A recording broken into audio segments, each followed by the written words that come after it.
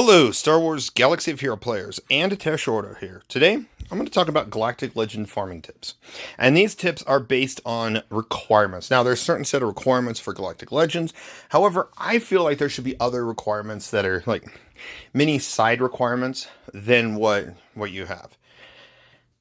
And I'm just going to go over them, let you know, hey, these are the ones I would probably recommend going after if you don't have them already. Now, again, this is all personal choice, personal opinion on if they choose to go after it, depending on their roster, and again, depending on if they already have them or not. Because sometimes some of these characters, I will say, probably should have been gone after before you go after your first Galactic Legend. But even then, if you already have a few Galactic Legends in, and you still don't have these characters, I highly recommend going after these said characters. So, I'm going to go ahead and go into them. So, Sith Eternal's the first one. I'm going off based off of my Galactic Legends and Sith Eternal was my first Galactic Legend I got. So, something to keep in mind. Now, first and foremost, you should always go after whatever Galactic Legend lifter. In this case, Darth Bane. Now, yes, I'm still kind of going after him. He's still new, so he's going to be more of a challenge than a year from now. And even then, hopefully between now and then, I hope to see more opportunities to farm Conquest characters, because it's very annoying to see Conquest characters get shafted, or they just take so long. Like if they do the Proving Grounds, and you start brand new as a new player, that character is going to take you probably 3-4 years, give or take. I don't know exactly the number, but still 20 a month is horrible. CG does not care about how long it takes you to get that character. They care if you want to spend money to get it faster. That's it. Sad way to do it, but yeah. Another thing to note also is Galactic Legends usually take anywhere between 4 to 7, sometimes 4 to 8 months, depending on where you're at in your roster. It's been usually taking about 6 months. Still, that's a long time to farm some of these characters from, 3-4 star to 7 star.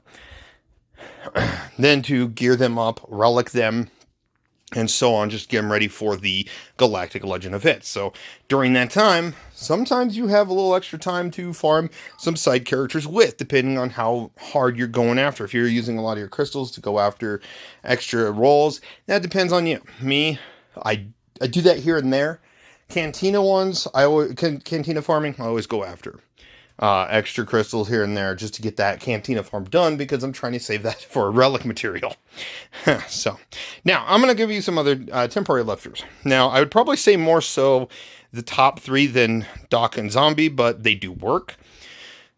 But Armor and Watt have been Sith Eternal's lifter for a long time. However, with the release of Darth Bane, if you're not using Darth Bane solo, which these two will probably literally still be good to use as a side character, or as a side lifter, probably the main lifter, while you use Darth Bane with another random Sith to beat something else. You can also use Darth Bane with Lord Vader.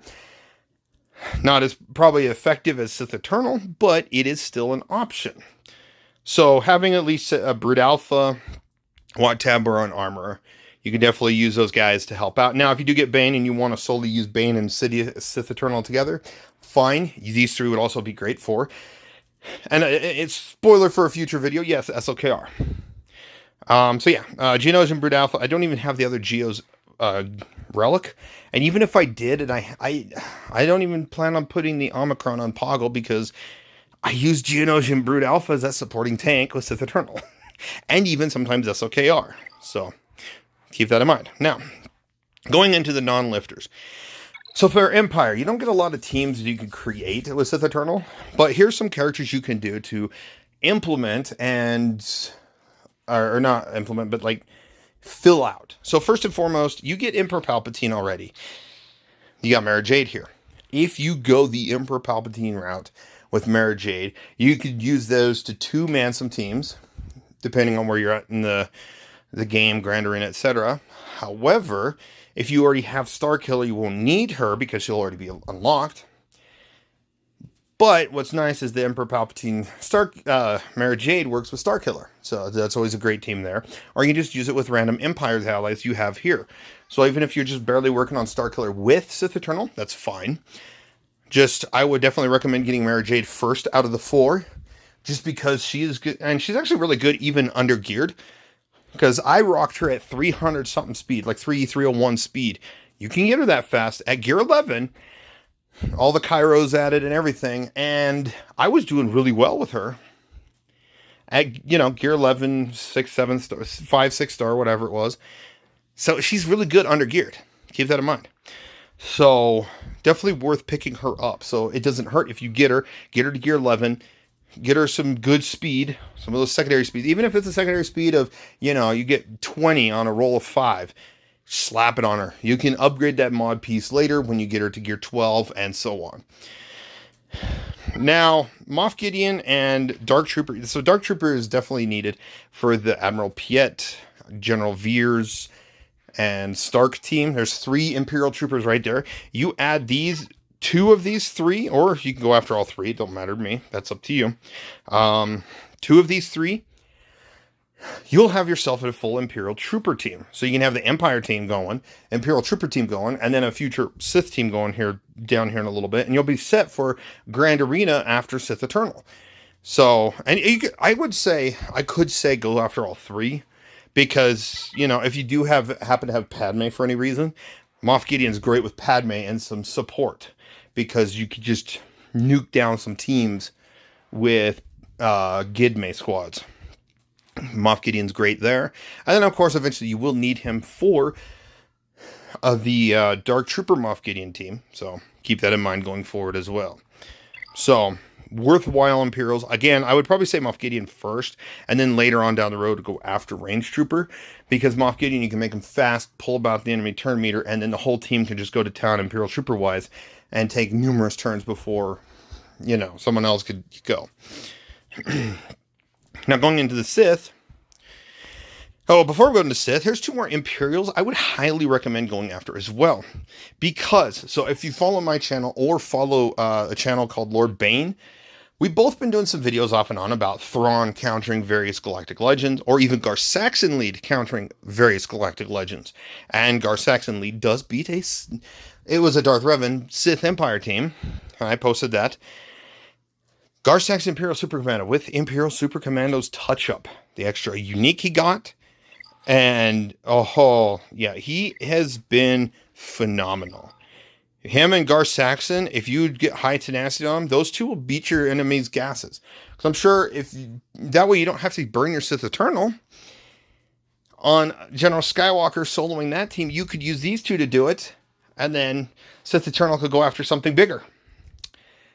Or Malgus. Again, something to think about. However, again, you have Thrawn, you have Piet, and if the page I showed before, one of those 3, well, not Dark Trooper. I don't think Dark Trooper will work, but weirdly enough, Mary Jade does work. But Piet or Moff Gideon, you could even go after Shore if you want as a side. But I would probably recommend going after these 2 during your Sith Eternal farm. That way, early game, your first GL, you getting stuck behind 501st, get these guys up to 170%. Tenacity, get them up to Relic 5+, you will stomp those teams. More so in 5v5 versus 3v3. It's a little riskier in 3v3. But 5v5, yeah, they will just stomp the General Skywalker team hardcore. That way your Sith Eternal does not have to fight it. Because it's kind of a waste at that point. Because it's a win for them if they have to you have to use a GL to fight something. And if I want to fight an undermanned team at that level, I'd rather save it for anyone that happens to have Darth Revan or Darth Malgus teams. Because Sith Eternal will beat those easily. Now, finally, for the 2 Sith, I would recommend going. Because you're already getting Darth Maul, Darth Sidious, Sith Marauder. And if you go after those lifters, you don't need a Sith team. You can go after these 2. Because you're already going after Starkiller, or unless you already have them. Darth Talon is really good to boost Sith teams, but you also got Savage Opress. If you get these 2 at least to Relic 5, and you slap the Omicron on Savage, you would have a nice defensive, annoying early game defensive team if you're doing early game base wise. Then again, Savage is just great all around. Like me, when I unlocked Sith Eternal, back when Jedi Master Kenobi was announced, his kit was announced the day around the week or 2 I unlocked Sith Eternal, and I was kind of gearing him up. Jedi Master Kenobi was a kit reveal happened. I had unlocked Savage, took him to gear. I only took him to Relic 4 at the time, because I only, resource-wise has changed since then. I took him to Relic 4. because I was also using him. Omicrons weren't around at that time, but I was using him for his leadership, back wall, and Grand Arena with Wampa, Barris, and a couple of others, just to counter, trip people up. And it was so fun just sitting there. If I still had the results from back then, I would love to share it, but unfortunately, not possible. But it is a way to do it. However, if you slap the Omicron on, you would have the Darth Maul lead, Darth Sidious, Savage Opress, Sith Marauder, and Darth Talon. And you got yourself another GAC team right there, rearing to go, throwing back wall. Your opponent's not getting through it. Well, early game. Late game, it's going to be an easy cakewalk. But early game, I'm sure someone may struggle with that because I don't have enough of the roster built. So, just some characters I thought, hey, might as well let you guys know about some characters that deserve to be farmed around time during Sith Eternal. Now, some I would cut out of this. These are just, options. So, if you really want to slim down, Zombie and Daka, kick them to the side. You don't need them. Range Trooper, off to the side. After that, everyone else, I would definitely recommend going after. Again, some of these characters should be already farmed before you go after Sith Eternal. But some of them, like, I would recommend having Starkiller before Sith Eternal. So that means you trim off Mara and Talon. And then you would just go after 1, 2, 3, 4, 5, 8. And then again, if you have Geonosians early on too, because I think some guilds will still be doing light side or dark side GOTB. You got about 7 characters to farm alongside the requirements. Yes, it may slow you down a little bit, but again, some of these characters are going to be very helpful for the teams you build out of a Sith Eternal. Now, if you're doing a Sith Eternal rush, I would probably recommend, aside from Zombie and Daka and Range Trooper, I would farm all of them, just because you're going to need them regardless. Yeah. And of course, Darth Bane, you're not going to get Darth Bane right off if you're doing a Sith Eternal run at the time of the release of this video. Yeah, it's going to take a while. So, yay for Conquest. Thanks, CG, for making our lives annoyingly long in this game. But aside from that, let me know in the comments below, what are your thoughts on Sith Eternal? And what characters would you farm during, before, or after unlocking Sith Eternal to help with the teams that you have? Thank you for watching, and you guys have a phenomenal day.